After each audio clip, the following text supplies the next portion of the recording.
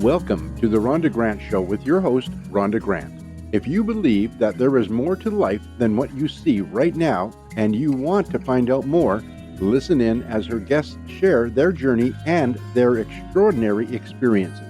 Now, here is your host, Rhonda Grant. Thank you for tuning in. You are listening to the Rhonda Grant Show.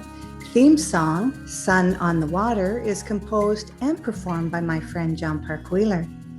I have a lot of great guests on this show, and I have a great guest coming up. If you've been searching for a deeper meaning in your life, go to Amazon and pick up my book, Magical Forces Within. If you want to get in touch with me, go to rhondagrantauthor.com to see my suite of services.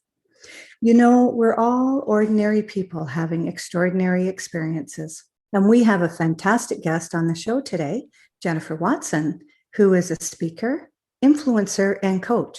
And we're going to find out about her and her extraordinary experiences. Hello, my friend Jennifer. How are you? Hi, Rhonda. It's so nice to just hear your voice again. I'm honored to be on your show and just create some hopeful, great information and impact on your amazing listeners. Well, wonderful. I am so looking forward to this. My first question, I guess, is when did you know that you wanted to be a coach? You know, that is such a great question, Rhonda. And my life has had a lot of different journeys. And I've been really blessed to have a lot of nuances that have brought me to coaching. And it all started when I was a practitioner and I looked at health in so many different ways, from the mentally, emotional, spiritual, and mental components, because I had my own struggles in some of those entities. And I saw that for people to really reach peak performance, high performance, and I know a lot of your listeners want that. They want that consistent wellness, consistent performance, no matter the environment. I found there were things I needed to do to step out of being a practitioner. I found that there were other gifts that I not only had, but there were tools that needed to be delved into to really create support that way that everybody needs. And one of them was coaching. I felt like there was a space there that was missing as far as support as a coach. And I consider myself a vitality and high performance leadership coach, where a lot of high performers come to me. And we really delve through all areas of wellness, all areas of their unique leadership. And I found this is a beautiful platform to complement my practitioner work in wellness. I've also owned several businesses, so I was able to lead them into a unique leadership that was all their own. So that's kind of where I'm at today with the coaching. But to be quite frank, even over coaching, I'm a speaker. And I, like you said, I'm an influencer. And I find that I love to shift people on big platforms where they really connect with other people. And that's, the stage is another way of coaching people. And it's been such a fun journey for me, especially the last 3 to 4 years of really taking the coaching and the speaking and hopefully using my gifts to really influence people toward their best life in a beautiful way. Well, that is wonderful. Did you take any special training to hone your skills as a speaker and coach? Yes. And I think that's really important. So, all of us know that a lot of us that are skilled in our trades will say a lot of experience is what's made us as good as we are, or the expertise we have. And I will say that you cannot discount experience and wisdom from learning from mistakes as much as your successes. As we all know, as many high achievers, we probably learn the most from mistakes. But yes, other than the wisdom piece, which I do believe comes with just experience in doing it over and over again, I do believe in certifications. It requires a certain amount of engagement, intention, and motivation to delve down an area that you want to be an expert in. And yes, I do have certifications beyond being a practitioner. I have certifications in several different body works for overall wellness. I have certifications as a health coach. I have taken many courses in leadership training. I have led many teams. And those certifications, I do believe, are necessary because, again, that shows your intention of becoming an influence, an expert in your impact. That coupled with wisdom, and again, doing it over and over again. I always say leaders have to be okay to start over again every day and learn from their mistakes the day before. But I do believe it's a combination of certifications, taking that intentional step into becoming an expert in your field, but also combining it with just your wisdom and years of experience. And I believe I've hopefully been able to do that with a lot of my clients, is combine those two. And it's been a beautiful journey. You touched on something very interesting there, is years of experience. And I think that those years of experience, you bring a lot to the table, don't you? Yes. You so do. Even when you just said that, Rhonda, it gives me actually chills on my arm, because I think when people look at experience and wisdom, they're like, oh, that just means you failed a lot and you had to learn a lot. When you can really shift words, and I'm a big believer in shifting words at a higher vibration, that you are still telling your brain the truth, but you're looking at things in a different angle. My experience and my wisdom has come from, quote, a lot of failures, but I've shifted that more into learning moments. And it is a high vibration word, and it allowed me to create better opportunities of problem solving versus focusing on the problem. It helped me to shift more quickly during adversity. And those that have been more successful after their wisdom, after the years of experience of, quote, making mistakes, is shifting it very quickly into a learning moment and finding avenues that can effectively problem solve the current situation. And I go back to, if you're an entrepreneur, if you're a leader, you have to be okay to start over again and again and again. And I always say this, Rhonda, it's one of my favorite phrases right now, because I do a lot of brain retraining. I do a lot of neuroplasticity training with my clients. I do a lot of mind work. And you know what? Your brain, it has no loyalty. It has no loyalty. And why that's important is you can shift yourself daily into a new experience, daily out of a problem into problem solving. It wants to achieve what you want to achieve. It just needs a different stimulus than what you've given it before. And those that are successful with their past wisdom, right, is shifting it from a problem to problem solving, but also understand that the brain doesn't have loyalty. You give it a new system, a new stimulus to do something different, make it a learning moment, then create problem solving skills. The domino effect continues. And again, successful people do this over and over again and understand they have huge power in maneuvering the brain into creating possibility in a beautiful way for success, even with, quote, different things they've stumbled on, mistakes, all that good stuff. So I love that. Mm-hmm. Well, and the thing is that people start out wanting experience, but they want the experience they want and not the experience they don't want. Right. And there's a lot of crashes that you take along your life's journey. And it's the ability to pick yourself up, learn from those mistakes, and move yourself forward. And you are so articulate. I'm sure that our listeners are really enjoying how your speaking ability is just incredible.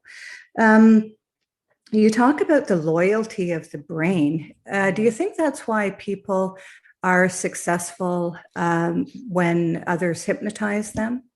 Yes, absolutely. Your brain is highly suggestible. Now, there's certain times of the day that your brain is more highly suggestible. And what hypnosis does, without, again, summarizing it, the experts in that can probably explain it better than me, it's getting you into a more suggestible state, and it's taking you in a different wave of being. So Delta is really the sleep state, and they're trying to get you mostly in the theta state, where you're kind of in this cross between being awake to going to sleep. And the reason why that's important, that's your most suggestible state. It's just like when you wake up in the morning, you're in that theta state. It's the most suggestible state. That's why they often say that's when you want to do brain work, or that's when you want to do morning rituals that shift your mind into a positive state of being for the rest of the day. When you start your morning with morning rituals, we hear this all the time.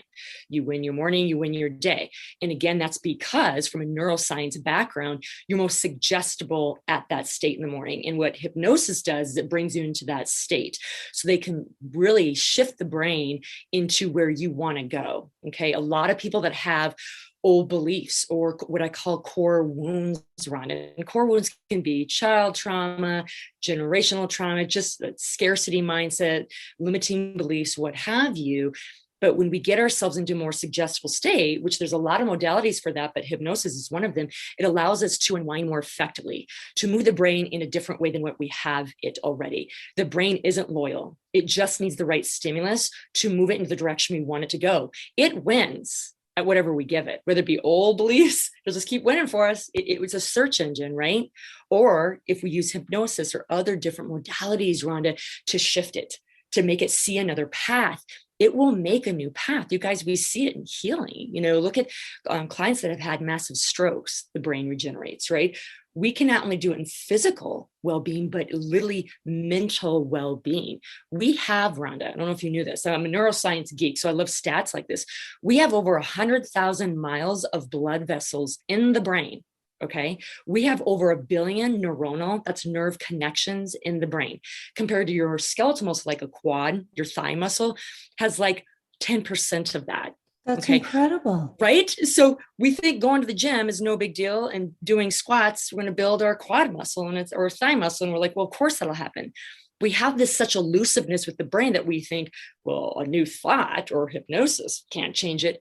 How can it not? I mean, Yes. you have 1 billion more connections there. It is the most adaptable. Okay, you guys listen, adaptable organ in the human body. But just like your quad, it needs a new stimulus day in, day out. Sometimes, depending on the person's history, more in-depth modalities to shift the brain, but it is 100% suggestible and is 100% loyal to what you give it. It's not loyal to staying bad. It's not loyal to old beliefs. It's loyal to whatever you give it. And when you give it the right stimulus, if you guys just make this an aha moment, okay? Make it an aha. If you stimulate it differently every day, do you not think it's going to change? It's like going to the gym every day, right? And that can be really this empowering thing for people. And I've seen it more this last year, Rhonda. You know, this last year has been quite tough for people from the mental edge perspective, from the mental health perspective. But those that were successful, okay, got what I just said. Okay, yes, I believe in coaches to help support you with some of the deeper issues that can come up that came up after last year. And that's okay. I've had a coach most of my life, Rhonda, of some form, you know, a life coach, a relationship coach, a business coach, a mindset coach. That's sometimes needed. Okay. But if you guys can just understand by changing one little thing, giving your brain a little bit different information daily, just like going to the gym, just doing 20 minutes of cardio every day, you will see shifts and it will be very empowering to you. It's not loyal, you guys. Stimulate accordingly. And so what if a person is kind of stuck and they need that one little thing that will be the key that's going to help them achieve a better state of mind? Do you have a little exercise that they might be able to do? Yes. I think that's a great question. I say part of it I stole from my great mentor, David Meltzer, amazing guy. And one thing, and I have very similar nuances, but I love his phrase that goes with this. So for all of you that are like, Jennifer, I keep having the same fear, the same belief, the same depression, the same anxiety over the same thing over and over again. It's consuming me. I can't change my mind. I get it. Okay. I get it. What I want you to do is stop, drop, and roll. Okay. Stop, drop, and roll. And what I mean by that is this: the first thing that people do wrong all the time, Rhonda, is we just get busy with our day. It's kind of self-sabotage. We have this lazy busy because we want to avoid this crappy feeling we're having, depression, anxiety, fear, whatever. And when we do that, the mountain begins to be, or the molehill begins to be the mountain, right? So the absolute power of stopping for a moment, you guys, and for those of you that are not used to that, even 4 to 5 minutes, put it on a timer, stop. Just by stopping, you give your brain information that you are not in fight or flight, that whatever crappy feeling, belief, whatever issue you're having right then, that when you stop, you're saying to your brain, oh, it's okay to feel this. When you run, when you continue with your to-do list, you're not saying that. Okay. When you stop, you're feeding something new to the brain that's saying, okay, it's safe to have these feelings first and foremost. We are humans having a human experience. Yes. We don't want to run from it.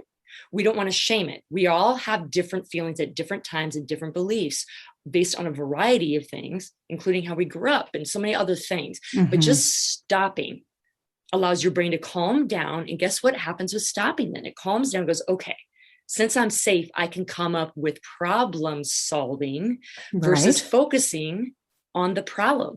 Pausing. They've shown this in research. People that pause, meditation, that's why it's so important, optimize the creative zone of their brain, Rhonda. Okay, that's your problem solving side. Okay, that's why highly successful people pause, reflect. They don't rush into a decision. They pause and they wait for problem solving to come to them. And then they're more efficient. Then they get through the problem more quickly and then move on. Okay, you guys, so that's the first stage. Stop. You don't need to know a meditation technique yet, a breath work technique yet. Just pause 5 minutes. Okay. Now that you feel the feeling like, Jennifer, I'm having fear about this and I feel it in my belly and I do not like it. I get it. Namaste that. We all had those issues too. We're human again, having the human experience. Now you drop into that feeling and you ask the question, why 7 times? And why I say 7 times, you get to the real why you're having it. Okay. Our superficial answer is the first why. Okay. I'm having anxiety today because I'm afraid I'm not going to get everything done that I want to get done. Okay. Why are you afraid you won't get it done? Well, because, I have no one to help me. Why do you feel no one can help you? Well, I feel like I always have to do things alone. Well, why do you feel that? Well, I just feel like I'm always alone and isolated, and I need to be perfect at everything and I have to do it. That's how I grew up. Do you see what I'm saying, Rhonda? So you get to the deeper why. Once you get to the deeper why, trust me, everyone, you'll feel it. You get shivers, you'll relax into it because you go, oh, that's why. That's why of anxiousness. So you've dropped down into now your why. Okay. That's tough to do though, isn't it, Jennifer? Yes, it is. And this is where coaching can be really helpful on this. Right. But you guys, even if you just stop and then drop into and ask even 3 times why, you get closer to the source. And the reason why you do that, you get closer to who you really are. Okay. I really want everybody to get that, to who you really are, what you stand for, what your truth is. Okay. And then what you can do is then do one thing role that's aligned with that truth. Okay. So when you stop, what is the feeling you're having? Where's it at? Drop into it. Why? Ask it. Just kind of keep going. You guys, there's no such thing as a perfect answer. Okay. Just go with it. And when you get to the why, believe it or not, you guys, it'll dissipate the yucky feeling because you go, oh, that's why. And I'm making this up right now, but maybe an example is I feel like I have to get everything done because I grew up feeling I had to be perfect, and to be perfect, to be loved. That was my old story. Okay. And I'm like, whoa. Okay. And then what, what the role was then? What can I then do today that can show I love me? Okay. What one task? So you guys, you get where I'm going with this. You find your why, and then it always comes back to healing you. Okay. For me, it was, I felt I had to be perfect to be loved. What could I do then today? Roll with it, Jennifer. One tiny thing, you guys. I know it gets overwhelming when your brain is like, oh, but if you stop, drop into the why, go, okay, now I know why. What's one thing I can do to support me in my deep why? I wanted to be loved for just who I was. So what I would do is I'd go on a walk for myself. I'd color in my coloring book. I'd dance. That's a way of loving myself, because those are things that made me feel loved on me. Okay. And so I think our listeners, Jennifer, are going to be really touched by this, because I think fundamentally, that's where most people would go in this exercise. Yes. 100. And this is the thing. This was so beautiful, Rhonda, about pausing too, because you know what happens in pausing too. I don't want to get too overcomplicated with people, but also your intuition pulls in because you're actually listening to your body. So what you just said is true. When you pause, you're like, oh, intuitively, I need to go here. Intuitively, I know what my why is. Intuitively, I know one thing I can do today that'll shift me into feeling loved. You're absolutely right. It naturally makes this progression that we all have. The stop, drop, and rolls in all of us. It optimizes our intuition. It optimizes our problem solving. It optimizes us to be in a calm state versus a fight or flight state. Our body wants to get there. It's just giving you messages, you guys. Symptoms, I really want you to change the verbiage on this, whether it be back pain, whether it be anxiousness, whatever yuck symptom you're having, your body's just saying, you know what, honey, I'm just giving you a sign. I don't like where I'm at. Help me out. That's all. It's all it's doing. So if we can stop shaming that and running from it and going, okay, what is my body trying to tell me? We get more aware, but more quickly the next time. Then we get more intuitive the next time. Then all of a sudden adversity, we flip it quickly. Like all the people we find that we respect so much that are successful. By the way, every listener out there, write down one person that you really respect that you think is successful, a great leader. I guarantee you, if you interviewed any of them, including me, I have failed 20 times more than I've ever succeeded. 20 times more. Okay. That's where all the learning moments happen, you guys. You only see the success. You see me doing a TEDx. You see me there was a lot of backstory behind that. But what I learned to do is quickly shift the adversity into a learning moment so I could get to my next success more quickly. That's all this is, you guys. Know you have the power to shift your mind. It has no loyalty. And yes, sometimes it requires other modalities. It requires coaching, hypnosis, all that. But you would be surprised, listeners, by stop, drop, and rolling today in one thing that's making you feel anxious or depressed. I guarantee you there will be a needle moving a little bit, if not a lot, into a new direction, because you're giving your brain a new stimulus and it wants to win. If you give it a new stimulus, it wants to win for you because it's you, right? It literally wants. It's like, I want to create homeostasis. I want you to live your life. I want what you want. Just work with me. That's all it's saying. Just work with me. Oh, I like that. Oh, I don't. It's just like when you go and get PT. I was a practitioner by trade. I'd work with PT, different, obviously clients that had different physical issues. We tried some things, the body didn't like it. Great. We try something different. Same thing with mental health. It is not this elusive, non-tangible thought process. It's energy. Okay. It's information that you're giving to this muscle called the brain. Okay. We get a choice, just like with exercise, just like with diet, just like the people we hang out with, just like the environments we choose. We have an opportunity every day to give our brain new places, new people, new thoughts, new beliefs every single day.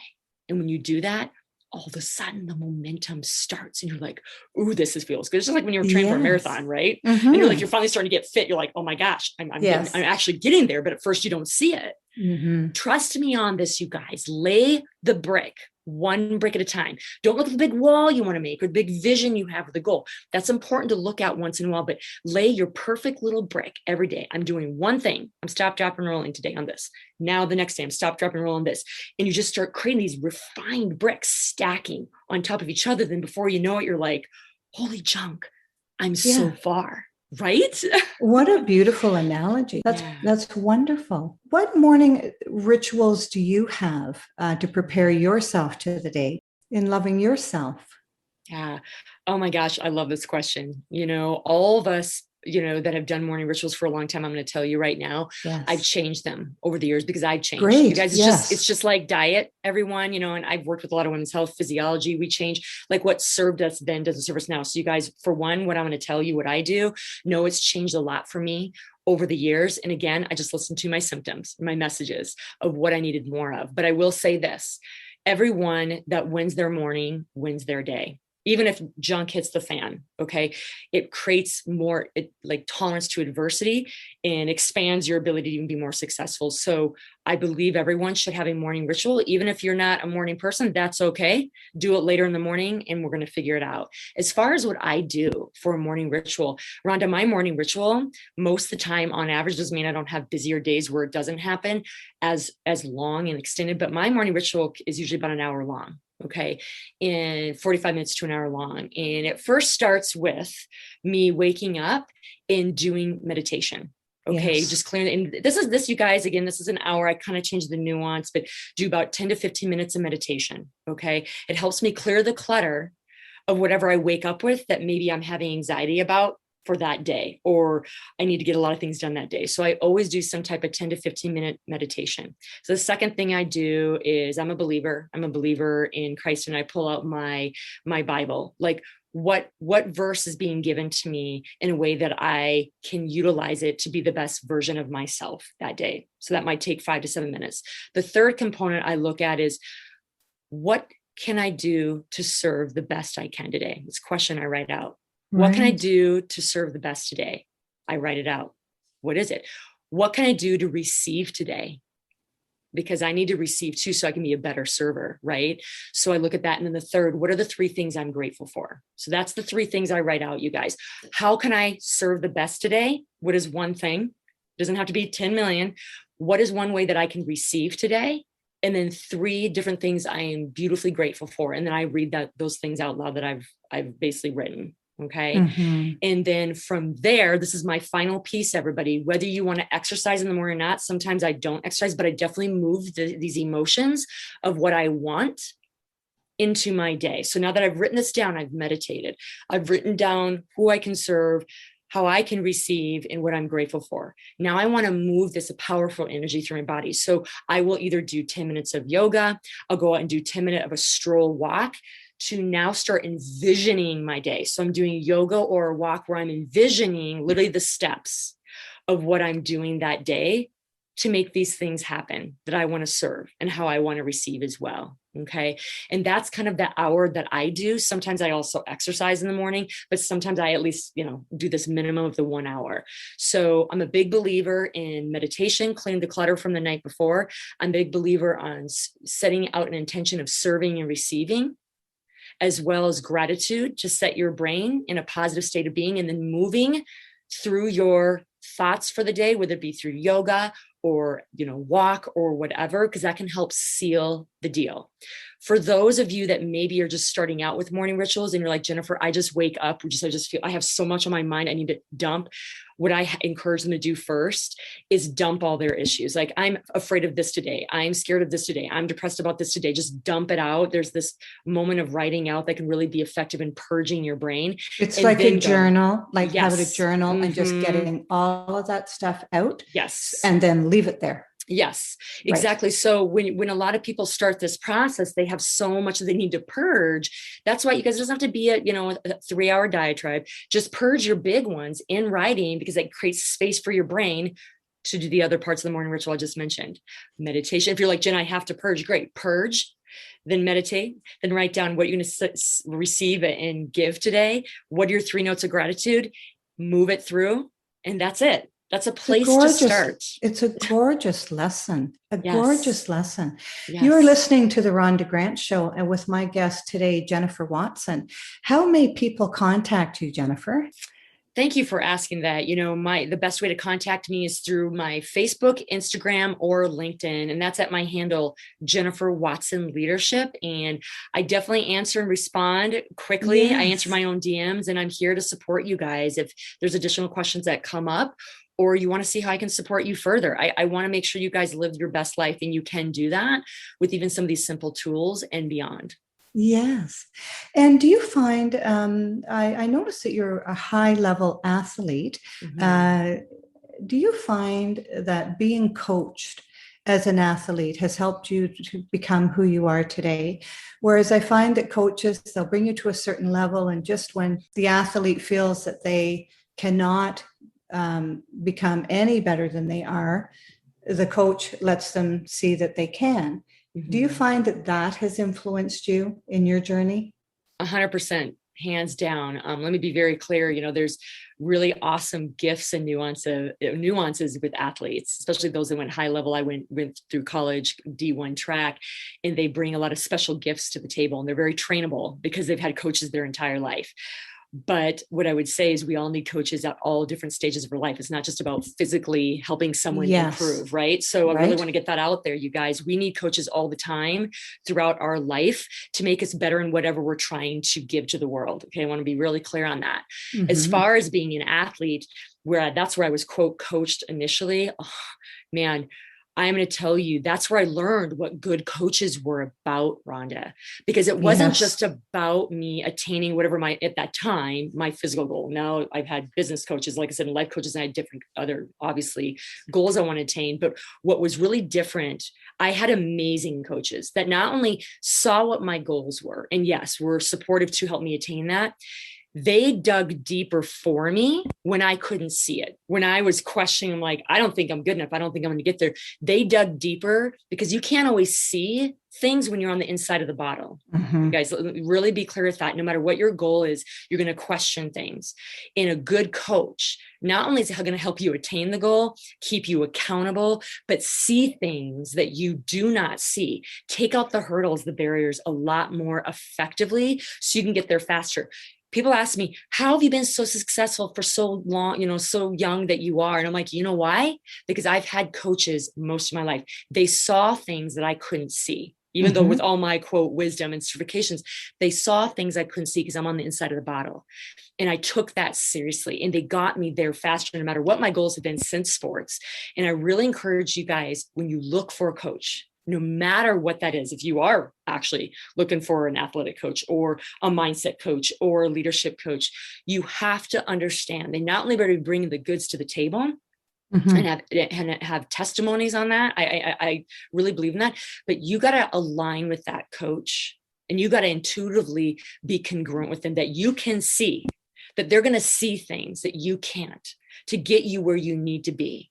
That they're going to be soft and hard at the right spaces. And there are ways to kind of screen coaches appropriately, which I can go into another even podcast if we want to. Yes. But you guys, you really want to make sure you're getting a coach that is congruent to not only where you're starting, where you want to go, and can see the cracks, can see the things that you don't see, so you can get there faster. And that's the only difference versus me and someone else that didn't get there as fast as I did or hasn't succeeded in the way. And by the way, we all have different ideas of what success is. Right. But if you're asking me how I did it, I didn't have any special juju. I didn't have any special magic. I was humbled enough to know I may know a lot, but this person's going to help me know more and know more effectively and quickly. When you guys get that, you will get there faster. These tools that we've talked about, that Ron and I've talked about, they will move you into the right direction. 100%, 100%. But to get there faster, get the coach that can see you in a way that you can't see you yet. Beautiful. Thank you so much. And so as we begin to wrap up, what extraordinary discovery have you found in your life? You know, it's really interesting that you asked me that, because that has changed, Rhonda, over the years. It really has changed over the years. And I believe that it's actually shifted even the last time since you've asked me. And I do believe this. The biggest extraordinary thing I have ever received is that trying to be realistic, to stay in the boundaries of what people say you need to stay in, right, is the worst advice you can ever give someone. That's the worst advice. It's the worst advice. And that was my biggest aha when I started aligning myself truly with people, places, things that said, go for it. I don't care if it was $1 million first time in sales, or I'm going to be an all-American. It doesn't matter. When you have people that encroach on you and say, be realistic, Jen, you can't do it. I remember hearing those voices throughout my own journeys. Right. I was honored enough to have coaches and mentors and people in my life to say, no, you 100% can do it. And we are in your camp, in your tribe. So the most extraordinary lesson I have learned, is you guys don't settle for what people think you should be settling for. Do not be realistic with your goals. If it sets your heart, all 5 senses plus your 6th sense on freaking fire, that is your soul giving you the most massive yes in the world. Okay. I opened up my first clinic in 2008 crash. Okay. Me and Uber did just fine that year. Uber also opened up. Okay. Yes. You guys, you know how many people told me not to open up, be realistic, Jen, you're going to fail. It's 2008 crash. You guys, I'm using that as an example, and I'm guaranteeing you, any of the people that you respect will have had these same examples. If it is in your heart, lights your fire. What's intuition? You're so giddy, you're like on a high. That's your intuition saying go, go, go, go, go. And surround yourself with people that are doing the go, go, go with you. And trust me, when you stay in that, you'll get the people. If you're like, I don't think I have those right now, trust me. Step in courage. Don't be realistic. And you will draw into people, places, things to you. It's called law of attraction. Okay. And it's true. There's science. This is quantum physics behind law of attraction, you guys. You got to get your brain to believe in align with what you just feel is true. Don't be realistic. And that's the biggest lesson, the biggest, probably extraordinary moment I had in my life, where I made the biggest shift and became successful in everything in my life, when I became unrealistic. Mm-hmm. I love what you said. Step into courage. Step in courage, because a lot of people are crippled because what they think other people might think about them, or maybe not even like them, Jennifer. Yeah. If they go after their goals. Right. And you know, and this is the thing, you guys, that's real. Okay. Because the number one human need, besides sex, water, and shelter and food, is, guess what? The need for love and connection, to belong. Okay. Right. When you are doing something that you feel like you're alone at first, it creates a fight or flight in your brain, because you're saying you're alone and your brain's going, we can't be alone. That's not how humans work. What I encourage you to do, stop, drop, and roll, because here's the deal. There's over 7.5 billion people in the world. Not everybody's going to pick up what you're putting down, my friend. Okay. Stop, drop, and roll. Give your brain room to breathe. And then pull in your deep why you want what you want. And I guarantee you, you won't be alone more than 24 hours. And I'm not kidding you guys.